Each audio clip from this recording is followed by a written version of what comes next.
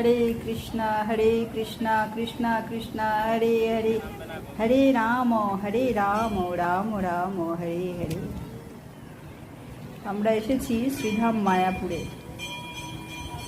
আজ শয়ন একাদশী তিথি। খুব সুন্দর এই মুহূর্ত। আজ থেকে চতুর্মাস শুরু,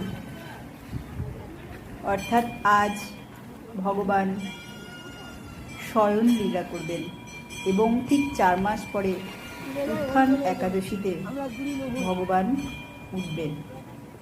তাই এই শয়ন একাদশী পবিত্র তিথিতে,